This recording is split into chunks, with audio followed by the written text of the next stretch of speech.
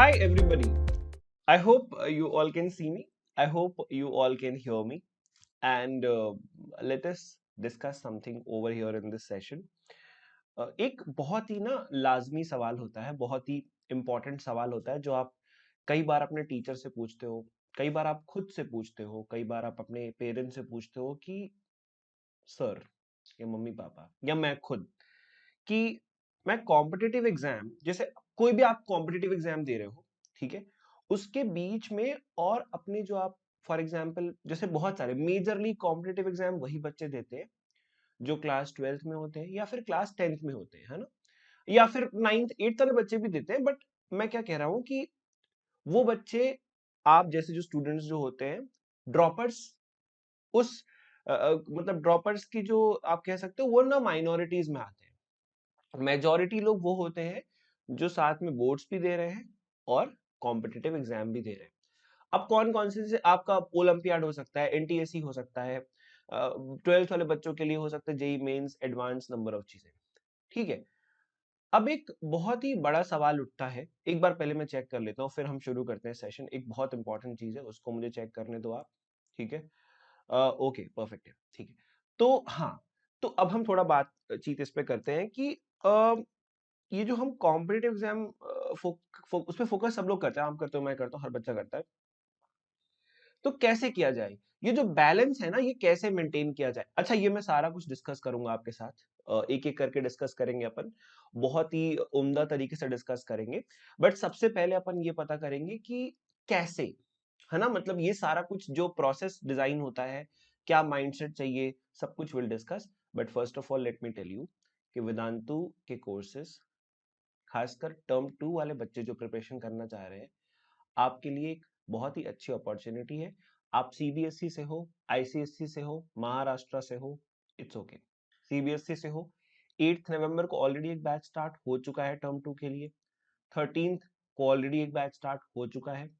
13th वाला ज्यादा दूर नहीं गया होगा, तो डिस्क्रिप्शन बॉक्स पे जो लिंक है ना उस पे जाओ, क्लिक करो और मचाओ, ठीक है। चलो आगे बढ़ते हैं, है ना, नंबर ऑफ चीजें हमें डिस्कस करनी है। तो basically if you are liking this particular video, just share it to friends also, number of चीजें, ठीक है। चलो नाउ, तो बड़ा सवाल है, ये काफी बड़ा सवाल है। अगर आप देखोगे ना तो दुनिया भर के बच्चों को ना ये सवाल तंग करता है, नॉट जस्ट यू, क्योंकि आपको पता है बहुत सारे देशों में अलग अलग एग्जाम्स होते हैं, कंपटीशन होते हैं, बट स्टिल वो एक ना, ये कुछ भी हो सकता है। ऐसा नहीं कि कॉम्पिटिटिव एग्जाम और अपने बोर्ड्स के बीच में क्या बैलेंस, मतलब ये वो उन बच्चों के लिए भी काम आएगा जो सिर्फ कॉम्पिटिटिव एग्जाम के लिए फोकस कर रहे हैं, बट उनकी लाइफ में बहुत सारे इवेंट्स हो रहे हैं जिसके कारण they still want to have a confirmation कि सर कैसे ये बैलेंस कैसे मेंटेन करें, ठीक है।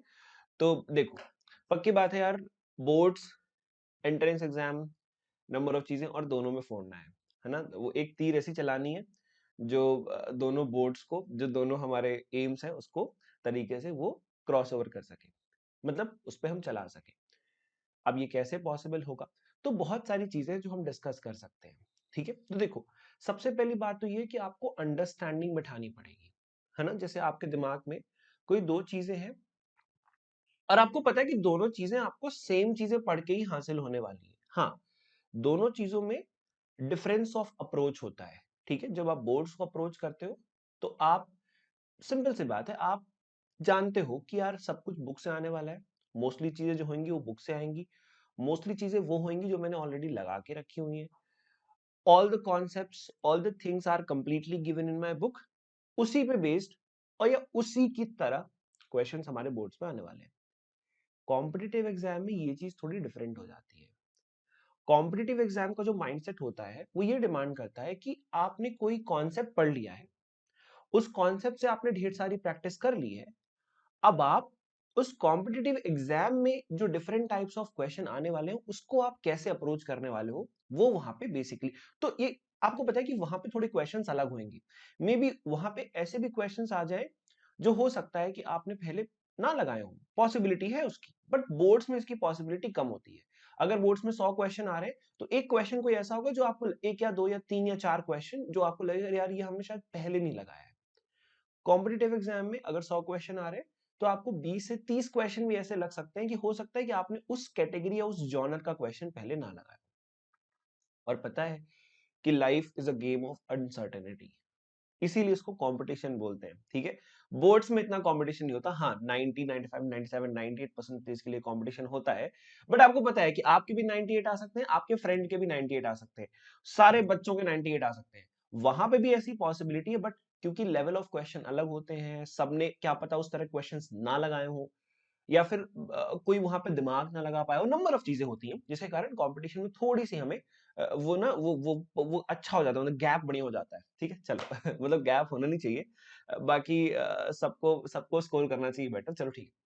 तो अब ये हमने डिफरेंस समझ लिया, ठीक है, ये हमने सारा कुछ डिस्कस कर लिया, ठीक है, एब्सोल्यूट मार्किंग होती है बोर्ड्स में, नंबर ऑफ चीजें होती हैं जो काफी डिफरेंट होती हैं किसी भी कॉम्पिटेटिव एग्जाम से।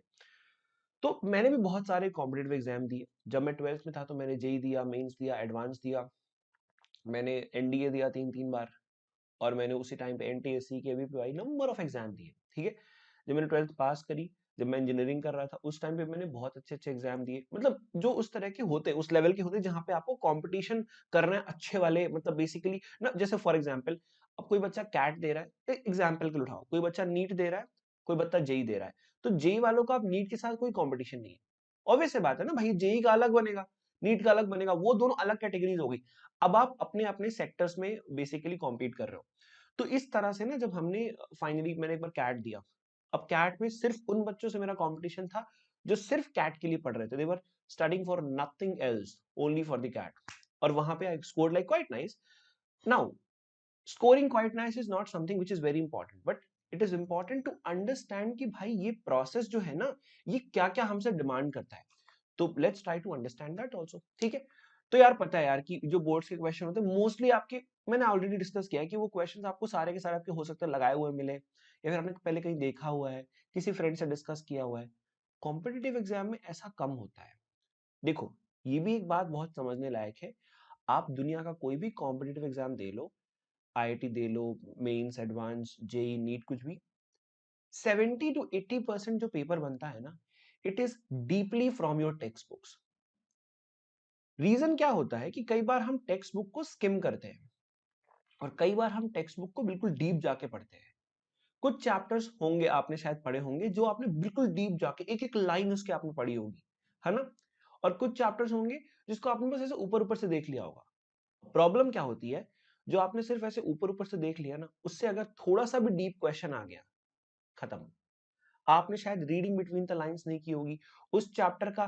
फॉर एग्जांपल एनसीईआरटी में ना हर जगह छोटे छोटे ब्लॉक्स में ना डिड यू नो का साइन होता है, तो अब आपने क्या पता, जो चैप्टर आपने सिर्फ जनरली पढ़ लिया होगा उसमें आपने वो डिड यू नो नहीं पढ़ा होगा, नंबर ऑफ चीजें होती हैं, और क्वेश्चंस उन्हीं रीड बिटवीन द लाइन से बनते हैं। और आप, मैं आपको बता दूं कि बहुत सारे ऐसे पेपर, एक बार ऐसा क्या था, जेई मेंस का पेपर आया था, ऐसे केमिस्ट्री का पेपर था, तो वहां पे ना बच्चों ने बोला कि सर, और ये एनटीएससी का भी हाल है, सर ये 5 क्वेश्चन है, ये तो कहीं बुक में है ही नहीं, कहीं बुक में है ही नहीं। और हम फिर टीचर्स ने देखा कि अरे यार ये बच्चे झूठ बोल रहे हैं, ये तो बुक में साफ साफ लिखा हुआ है, बस बच्चों ने शायद इस चैप्टर को ध्यान से पढ़ा नहीं होगा। केमिस्ट्री इन एवरीडे लाइफ से वो क्वेश्चन आए हुए थे, है ना, और वो चैप्टर, वो लिखे साफ साफ वो आंसर लिखे हुए हैं बुक में, but people have not read it. NCERT की बात कर रहा हूं मैं, ठीक है। तो द पॉइंट इज दैट कि हम कितना, अब देखो डीप जाने के ना अलग अलग मतलब होते हैं। एक मतलब होता है, जैसे मैथ्स का एग्जाम्पल अपन लेते हैं, तो फॉर एग्जाम्पल आप मैथ्स लगा रहे थे, अब देखो मैथ्स दो माइंडसेट होंगे। जब आप बोर्ड्स के लिए मैथ्स लगाओगे ना, आपका फोकस किस पे रहेगा, आपका फोकस रहेगा आंसर राइटिंग पे, ठीक है, आप कैसे आंसर लिख रहे हो, आपका फोकस रहेगा कि let me write each and every step very carefully, and let me also write the reason for all the important steps in the question. For example कहीं पे आपने अलजेब्राइक आइडेंटिटी यूज करी है, उसका रीजन लिखोगे आप। तो ये आपका बेसिकली क्या होता है, ये आपका माइंडसेट जो आप बोर्ड्स देते हो। लेकिन आप मान लो कोई पेपर एनटीएससी दे रहा हो, एग्जाम्पल ले लो, ठीक है, आपका माइंडसेट क्या रहेगा, ना सिर्फ मैं मैथ्स की बता रहा हूँ, सबकी बता रहा हूँ, है ना, यहाँ पे थोड़ा सा, क्योंकि मैथ्स 20 नंबर का आता है वहां पे। देखो, पहला माइंडसेट क्या है, मैक्सिमम क्वेश्चंस अटेम्प्ट कर रहे हैं, क्योंकि पता है कि सारे क्वेश्चन तो नहीं कर पाओगे, मतलब ऑलमोस्ट मैं 95% बच्चों की बात कर रहा हूँ कि सारे क्वेश्चंस अटेम्प्ट करना इज वेरी डिफिकल्ट, क्योंकि 95% बच्चे ना एनटीएससी की हार्डकोर प्रिपरेशन नहीं करते। 5 या 10% बच्चे एकदम एकदम एकदम जम के करते हैं प्रिपरेशन, करने में सब सब आएंगे, ऐसी दिक्कत की बात नहीं, प्रिपरेशन नहीं करते हैं ना वो सीरियसली उतना ज्यादा, है ना, जो जितना ज्यादा सीरियस होगा अपने प्रिपरेशन को लेके, उतना ही उसके बेटर स्कोर्स आएंगे, सिंपल सी बात है, इक्वेशन सिंपल है, ठीक है। तो अब मैक्सिमम बच्चे क्या करते हैं कि वो मतलब कोशिश करते हैं कि हमको मैक्सिमम क्वेश्चंस अटेम्प्ट करने हैं, उस मैक्सिमम क्वेश्चन के साथ हमें अपने एक्यूरेसी का ध्यान रखना है, हमारे आंसर्स में क्या एक्यूरेसी उसका हमें खासा ध्यान रखना है, ठीक है। तीसरी बात कि अगर ये दो चीजें मेंटेन हो गई ना, मैक्सिमम क्वेश्चंस तक आप पहुंच गए, आपकी एक्यूरेसी भी 95% है, मतलब मान लो कि आपने 100 क्वेश्चंस किया, आपने 95 करेक्ट करे, तो इस केस में आप कंपटीशन लेवल के लिए काफी ज्यादा तैयार हो चुके हो। बोर्ड्स ये डिमांड नहीं करता, क्योंकि पता है कि बोर्ड्स में आपने मतलब पहले जैसा होता था और अभी भी वैसा ही होएगा, ऑब्जेक्टिव तो सिर्फ इस बार हो गया कि बोर्ड्स में क्या होता था कि सर अगर हमने 3 क्वेश्चन कर दिए, 4 स्टेप कर दिए, 5 स्टेप, तो वहां तक के हमको नंबर मिलते थे। मान लो हमारा 6 स्टेप गलत हो गया तो ठीक है, उसके बाद नंबर नहीं मिलेंगे, बट अप टू 6 स्टेप 2 या 3 नंबर जो भी क्वेश्चन का अकॉर्डिंग होगा वो आपको मिलेगा। तो ये होता है बच्चों अलग अलग। तो किसी भी चीज को फॉर एग्जाम्पल जैसे आप देखोगे ना, कोई भी आप यूपीएससी वाले बच्चे बात करते हैं तो बोलते हैं कि आप कोई भी पेपर देने से पहले ना उस पेपर को समझो, है ना, कि वो पेपर क्या है, व्हाट डज इट डिमांड। और जैसे ही आप उसके डिमांड समझ जाओगे ना, तो आपका जो दिमाग है ना, जो आपका कॉग्निटिव इंटेलिजेंस है, वो ना खुद चीजें वायर कर लेता है कि हाँ यार इसको ऐसे करना है, इसको ऐसे करना है। आप देखो ना, जब आप कोई चीज समझ जाते हो तो planning becomes even easy for you, right. अब सबसे कठिन टास्क हमारे ह्यूमन सिविलाइजेशन के लिए है उस प्लानिंग पे स्टिक करना, क्योंकि प्लानिंग तो हम बहुत आइडियल बना लेते हैं, बट सबसे मेजर जो हमारा प्रॉब्लम है ना कि हम उस प्लानिंग पे स्टिक नहीं कर पाते। सेल्फ डाउट होता है, कॉन्फिडेंस कहीं कहीं लो हो गया, नंबर ऑफ चीजें होती हैं, और हम उस प्लानिंग पे उतना तरीके से स्टिक नहीं। और ये मैं आपकी बात नहीं कर रहा हूँ, ये मैं उन टॉपर्स की बात कर रहा हूँ जो एग्जाम में टॉप करते हैं, even they are not so much stick to their planning, but still but still they are so much better than 95% of people. क्योंकि 95% ऑफ पीपल को तो फर्क ही नहीं पड़ता भाई कि उनकी प्लानिंग क्या है। प्लानिंग इधर बोर्ड पे लिखी हुई है हमारा उधर दुनिया, हमारी उधर हमारे इधर लीलाएं चल रही हैं, ठीक है, कुछ भी चल रहा है हमारे इधर। तो प्लानिंग और आपके एक्चुअल इम्प्लीमेंटेशन जो आप इंप्लीमेंट कर रहे हो, ठीक है, प्लानिंग और इम्प्लीमेंटेशन में अगर डिफरेंस बहुत कम हो जाए, जीरो डिफरेंस नहीं हो सकता, तो मान लो आपने प्लानिंग करी इतनी सारी चीजें, ठीक है, और आप अगर इतने काम भी कर पा रहे हो अच्छे तरीके से, तो क्या बात है। लेकिन 95% पॉपुलेशन क्या करती है, प्लानिंग उससे ज्यादा बड़ी करेंगे और भाई एग्जीक्यूशन सिर्फ इतना करेंगे, सिर्फ एग्जीक्यूट इतना हो रहा है, तो भाई ऑब्वियस से बात है ना कि इसके पास एज हो जाएगा, इसके पास एज हो जाएगा, और एज हो जाएगा तो फिर तो ये ऊपर जाएगा ना, मतलब ऊपर नहीं मतलब रैंक ऑर्डर में ऊपर जाएगा, ठीक है। चलो तो यार ये बहुत सिंपल लॉजिक है ना, इसको इसको आप ये बात, ये जो बहुत लोग आपको बहुत सारे लोग आते हैं सामने आपके, बोलते ये कर दो वो कर दो, ऐसा कुछ नहीं होता भाई। सिंपल सी बात होती है, कोई भी अपनी प्लानिंग पे 100% स्टिक कभी कर ही नहीं सकता, बिकॉज आप कर भी लोगे तो दुनिया आपको करने नहीं देगी। सिंपल से दुनिया इसीलिए डिजाइन ही हुई है भाई। प्रैक्टिकल जो हम बोलते हैं ना, तो प्रैक्टिकल में जब चीजें होती हैं तो बहुत सारी चीजें होती हैं, बहुत सारी चीजें नहीं होती, और कई सारी चीजें क्या पता ऐसी हो जाए जो आपने प्लानिंग में भी नहीं लाई थी, है ना। एक बार मैं एक एग्जाम की प्रिपरेशन कर रहा था, तो मैंने सोचा था कि मैं एक महीने में 10 मॉक लगाऊंगा, ठीक है, नहीं हुआ। 28 दिन तक कोई मॉक नहीं हुए, हो ही नहीं पाए, मतलब there were some conditions like that. आखिरी के 2 दिन मैंने 23 मॉक लगाए, 23 मॉक्स, 23 घंटे बैठ के मैंने 23 मॉक्स लगाए। तो वो तो मतलब सोचो ना कैसी चीज हो गई है। मैंने 28 दिन तक कुछ नहीं किया और मैंने बाकी के 2 दिन मैंने 23 मॉक लगा दिए, तो भाई साहब वो जो मैंने टारगेट बनाया था ना 10 मॉक का, मैंने वो भी पार कर लिया। तो समटाइम्स समथिंग बिल्कुल unexpected can happen, so you can not stick to the exact planning for ever, so it's important. और इसीलिए दुनिया डिजाइन करी गई है ना प्रैक्टिकल आपको दिखाने के लिए चलो, तो यार सिंपल सी बात है, बहुत सारी चीजें कॉमन भी है, क्योंकि यार बहुत इजी सी चीज है, जो आप पढ़ते हो वही वही कंपटीशन में आने वाला है ना। देखो यहाँ पे लिखा है फाइंड द कॉमन एलिमेंट्स। आपको पता है कोई भी कॉम्पिटिटिव एग्जाम आप देते हो, वो आपकी टेक्स्ट बुक से ही चीजें आने वाली है, जो आपने चीजें पढ़ी हैं वही आने वाली है।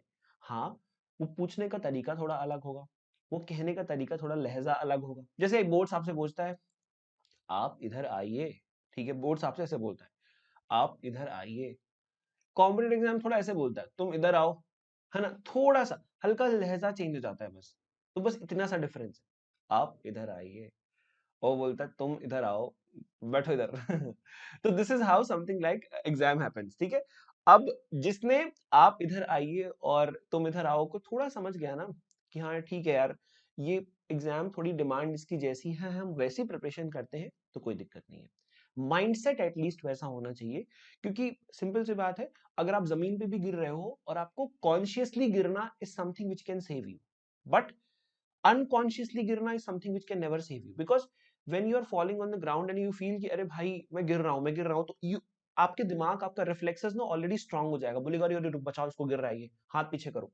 बट जैसे ही आप बिल्कुल ऐसे नींद में गिर जाओ, तो आप दिमाग, हाथ पैर सब कुछ एकदम शांत है, चुप है, उनको कुछ नहीं पता कि आप गिर रहे हो, चल रहे हो, क्या कर रहे हो। तो it can hurt anything anywhere. तो इट्स इंपॉर्टेंट कि आप माइंडसेट वैसा रखो, बिल्कुल एकदम प्रॉपर रखो कि हाँ भाई साहब, मेरा पेपर है, बोर्ड्स देना है, बोर्ड्स की डिमांड ये है, कॉम्पिटिटिव एग्जाम की डिमांड ये है, ऐसे करना है।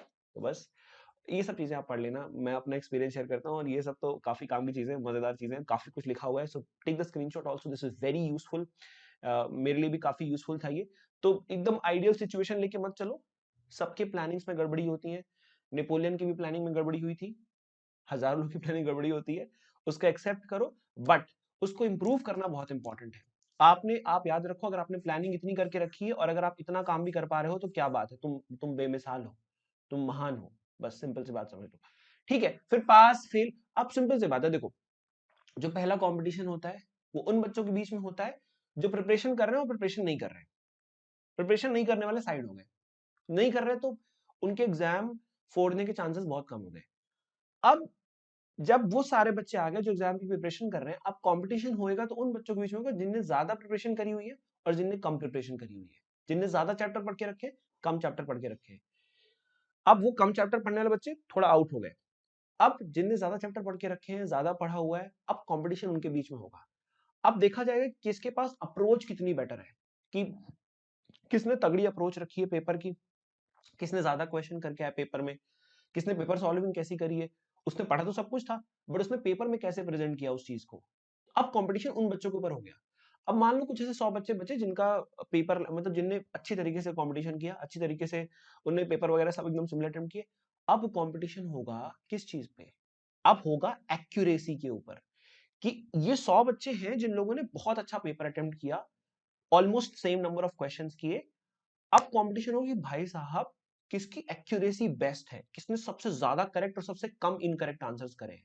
तो ये सब चीजें होती हैं, और बस फिर मजे करो। ठीक है, तो प्रिपरेशन थोड़ी अपनी कस्टमाइज करो। ठीक है, डू मॉक एनालिसिस, ये तो सबसे इंपॉर्टेंट काम है। कोई भी एग्जाम देने बैठता हूँ, मैं खुद एग्जाम देता हूँ, क्योंकि मुझे एग्जाम देना पसंद इसलिए बिकॉज मेरे को पता होता है कि मैं एग्जाम दूंगा तो मैं आपको बता सकूंगा कि एग्जाम देना कैसे है ना।